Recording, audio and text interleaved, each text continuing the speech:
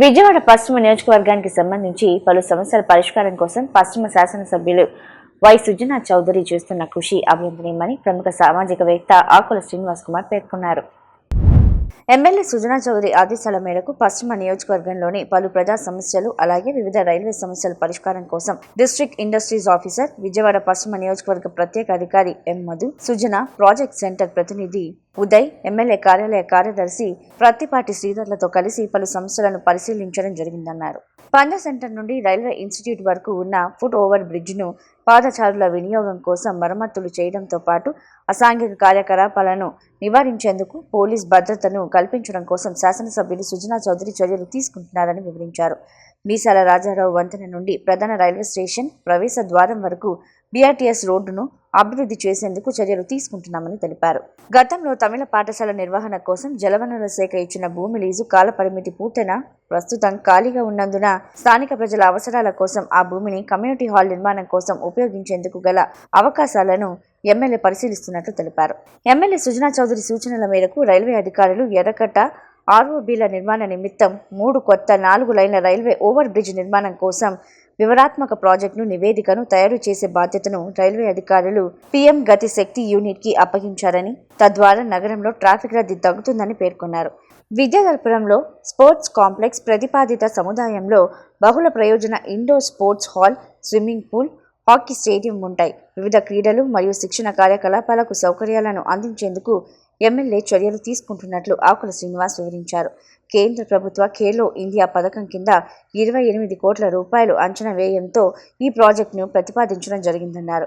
Sitara junction ఉత్తర వైపున ఉన్న ఖాళీ స్థలాన్ని ప్రజల సౌకర్యాల కోసం, వినోదం కోసం అభివృద్ధి చేయడం కోసం చర్యలు తీసుకుంటున్నట్లు తెలిపారు. భవానీపురం లారీ స్టాండ్ ప్రాంతంలో నూతన సూపర్ స్పెషాలిటీ ఆసుపత్రి స్థాపన కోసం ఎమ్మెల్యే సుజనా చౌదరి తగిన ప్రతిపాదనలు సిద్ధం చేసినట్లు తెలిపారు. హౌసింగ్ కాలనీలోని జీవో నెంబర్ 76-53-114 గల ఇల్లు మరియు సమీపంలోని ఇళ్ల నిర్మాణ పరంగా ప్రమాదకర స్థితిలో ఉండి నివాస యోగ్యం లేనందున వాటిని తొలగించి తిరిగి పునర్నిర్మాణం చేసేందుకు సూచనలు పరిశీలిస్తున్నట్లు తెలిపారు. దర్గా భూములు ముస్లిం సమాజం ప్రయోజనం కోసం, వినియోగం కోసం పాఠశాల, కమ్యూనిటీ హాల్ లేదా సామూహిక వసతి హోం వంటి కమ్యూనిటీ సౌకర్యాలు ఏర్పాటుకి సుజనా చౌదరి పరిశీలిస్తున్నట్లు ఆకుల శ్రీనివాస్ పేర్కొన్నారు.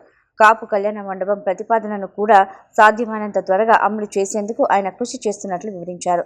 రానున్న 2028 కృష్ణా పుష్కరాల దృష్ట్యా బెర్మా పార్క్ నుండి ఇబ్రహీంపట్నం వద్ద ఫెర్రీ పాయింట్ వరకు కట్ట రోడ్డును ప్రతిపాదిత నదీ తీర అభివృద్ధి మరియు విస్తరణ ద్వారా కృష్ణానదీ తీరం వెంబడి ఆహ్లాదకర వాతావరణం ఏర్పాటు చేసి ప్రజా వినోదాలతో పాటు స్థిరమైన పట్టణ అభివృద్ధిని ప్రోత్సహించడానికి సుజనా చౌదరి ప్రతిపాదనలు సిద్ధం చేసినట్లు తెలిపారు.